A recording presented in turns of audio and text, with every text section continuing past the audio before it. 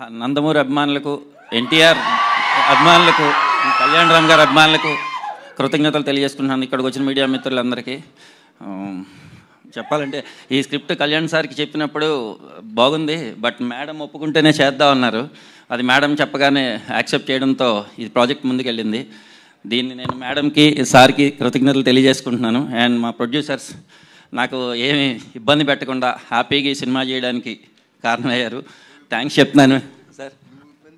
నేను అండ్ నాకు టెక్నీషియన్స్, నా డైరెక్షన్ టీం మెయిన్లీ, అండ్ నాకు శ్రీకాంత్ విస్సా గారు సపోర్టు, అండ్ నా డైరెక్షన్ టీము, అండ్ మా రైటర్ ఇంకా హరికృష్ణ, అండ్ అందరూ చాలా సపోర్ట్ చేశారు. డైరెక్షన్ టీంలో ముఖ్యంగా సురేష్ అండ్ శేషు అండ్ శ్రీను గారు అండ్ అశ్విన్ అండ్ పార్దు అందరూ కూడా, అండ్ మా art director Brahma and Ajaneesh. Mainly నాకు ఇక్కడ నుంచి అంతా అజనీష్ గారు కూడా చాలా సపోర్ట్ చేస్తున్నారు. Thank you very much Ajaneesh గారు. And my DOP Ramprasad sir చాలా హ్యాపీగా, నాకు ఏ ఇబ్బంది పెట్టకుండా ఆయన సీనియారిటీ నాకు చాలా హెల్ప్ అయింది. అది నేను చాలా గర్వంగా చెప్పుకుంటున్నాను, ఆయన నాకు హెల్ప్ అయ్యారని. And thank you very much.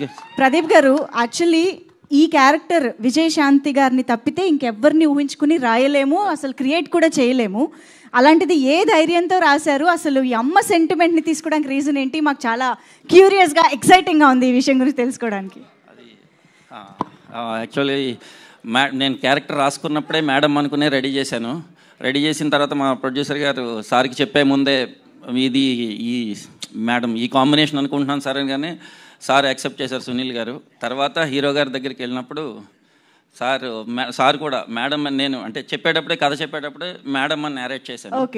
సరే నువ్వు మేడం చేస్తాను వైజయంతి అని, అంటే నేను ఇన్స్పైర్ అయింది కర్తవ్యంలో మేడం క్యారెక్టర్.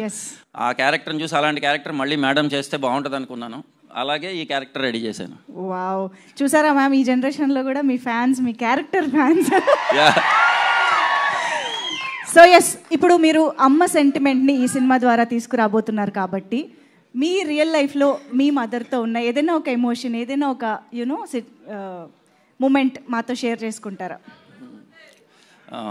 మా మదర్ చిన్నప్పటి నుంచి నన్ను చాలా బాగా చూసుకున్నారు. ఎందుకంటే ఫాదర్ సరిగ్గా ఉండేవారు కాదు, బట్ మదరే అన్నీ నాకు. మదర్ లేకపోతే నేను ఇలా ఉండేవాడిని కాదు. అందువల్ల మా మదర్ ఎప్పుడు ఒక థింగ్ అని చెప్పడానికి ఒకటి కాదు, అన్నీ చాలా ఉన్నాయి చెప్పాలంటే. బట్ అందుకే నేను ఏ మెన్షన్ చేయట్లేదు, కానీ మా మదర్ అంటే నాకు చాలా ఇష్టం. చాలా ఎమోషనల్గా ఉంటాను ఆవిడతో.